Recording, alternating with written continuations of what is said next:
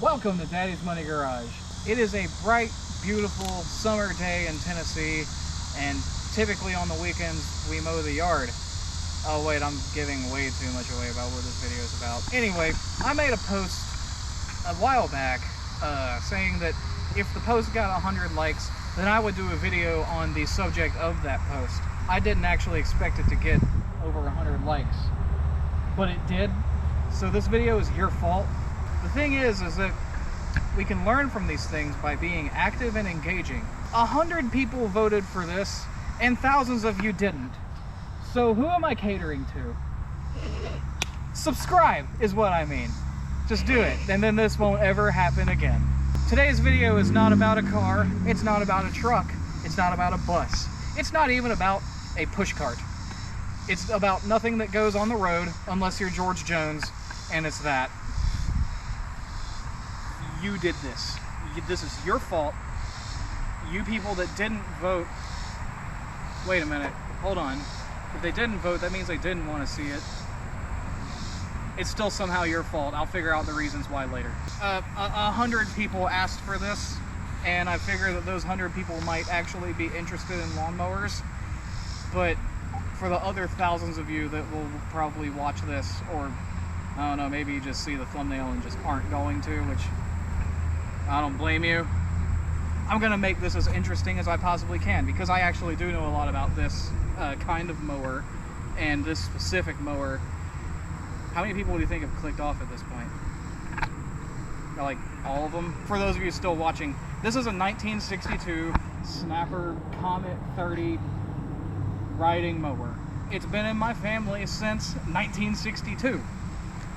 I'm going to give you a little bit about, how this thing works, what it is, and then I'm going to tell you about what it means to me and why I even have the thing.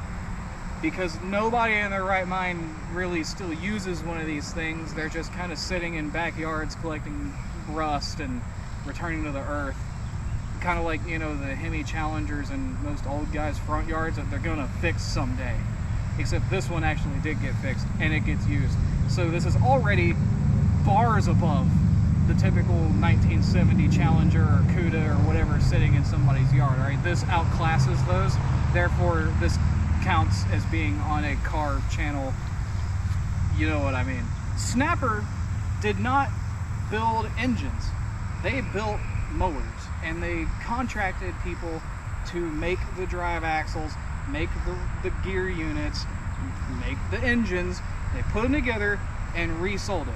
So it being a Snapper just means they put it together and designed the mower. It's actually got a Briggs & Stratton engine on it, and that's why they last forever, because these old Briggs flatheads run forever. This is a Briggs 7 horsepower. The tank back here says 8 horsepower, but we'll get to that in a second in the other half of this explanation as to why this thing even is here.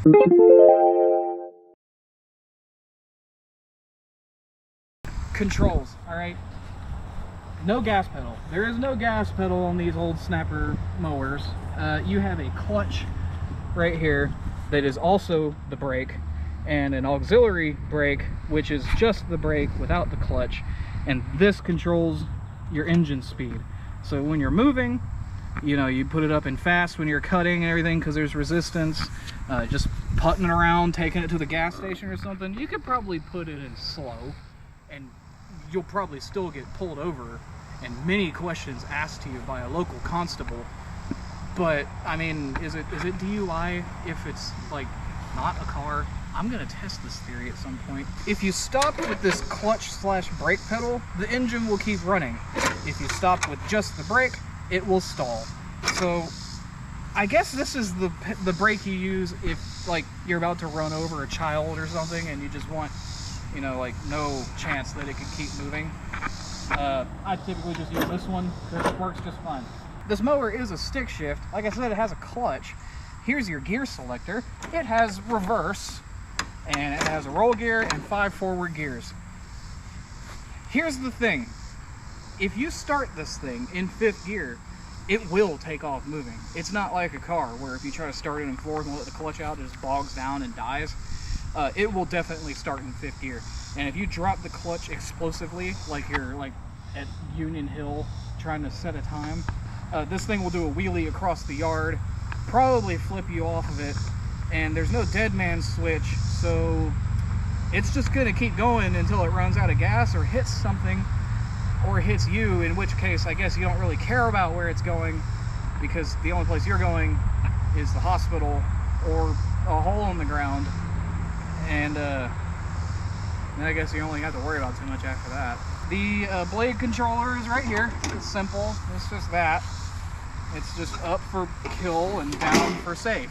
The engine back here, like I said earlier, is a Briggs & Stratton 7 horsepower flathead with easy spin starting. I had no idea what this meant until I did research, because I've wondered what could possibly make this easy spin starting. Every single recoil starter I've ever used has been pretty simple. But in my research, I found that what this actually means is that there's a little ramp on the intake lobe of the camshaft, and that makes it to where the compression is low enough that you can pull it really hard and get it spinning fast enough to fire off. And when the engine's actually running, that small ramp on the intake lobe is non-consequential to the rest of the running of the engine. It's so small that it doesn't affect the compression, but it makes it really easy to start when it's at low RPM. This system has been copied by pretty much everything else that has a pull starter. So thanks, Briggs. This specific mower, right? My great-grandfather bought this brand new in 1962, and it stayed in the family ever since. It has been used by him to cut the yard in Nashville.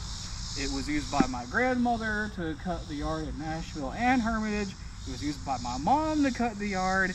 And when I was a kid, it was used by me as a go-kart. Because they would not let me cut the yard with it because it is terribly dangerous for a child to use this equipment. Maybe in the 60s when people were smarter, it was okay. But then again, the safety features came around because probably people were dying on them or something. People were doing dumb stuff on them. But it was too dangerous for me to use to cut the yard, but I use it to just ride around the yard for fun. A couple months ago, my grandmother talks to me about getting the old Snapper running, because she thought the engine was locked up because my mom ran it without oil years ago or so, and it just never got fixed. I was like, yeah, we'll get it running. We can see if we can get it running for you again. And we came and picked it up, brought it up to Portland, and me and Sabrina's dad spent about 3 weeks messing with it. We took the engine cover off. We found that it had oil, the thing would spin over, that the magneto was working, but it was really weak. And we took the points cover off because, of course, this thing has points.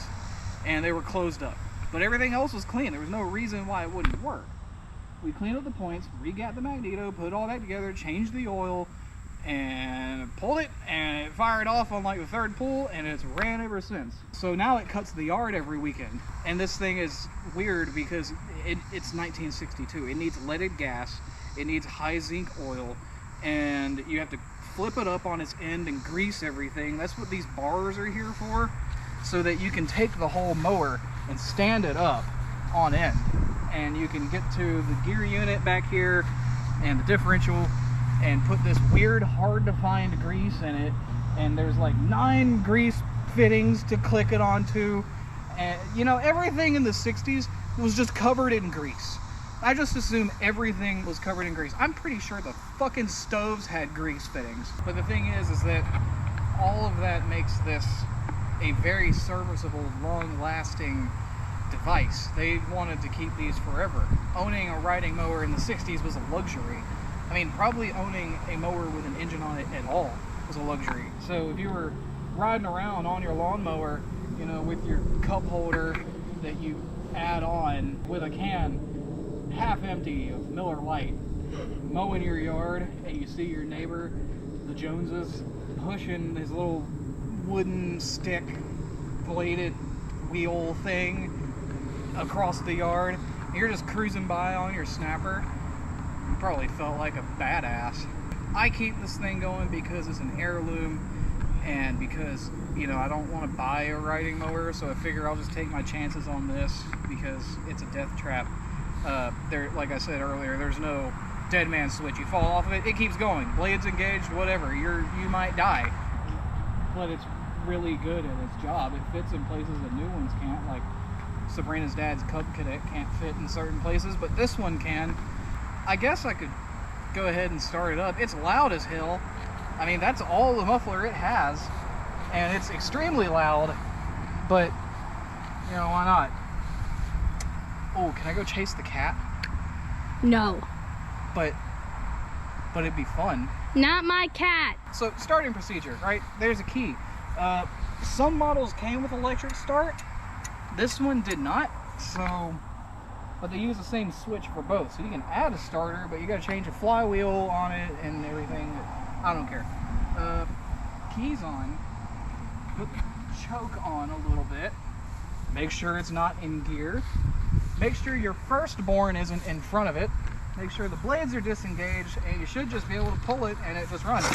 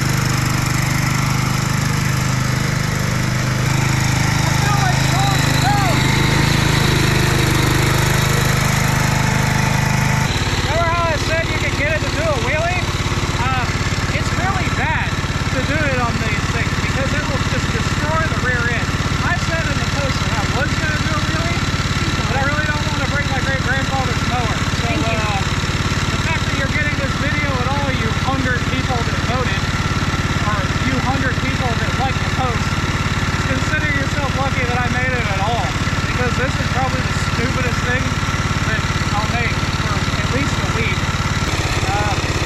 Is this your yard? No. Well then, as far as anybody knows, I didn't do that.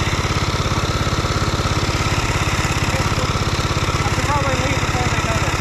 Yeah. You won't catch me once I shift into maximum overdrive. Yeah!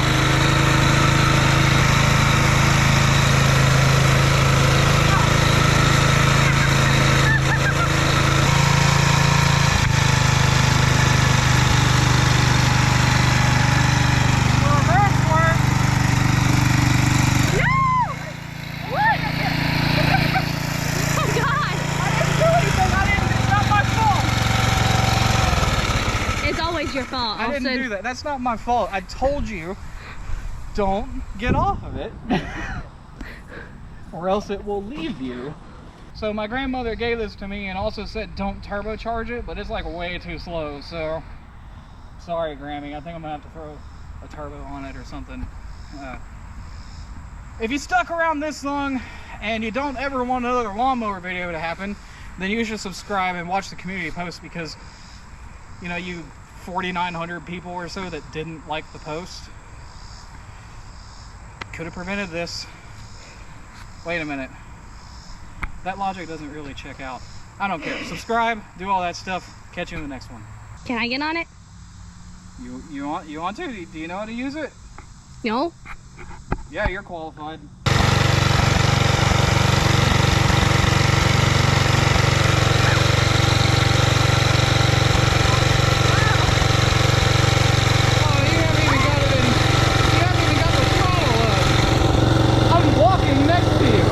Okay, all right.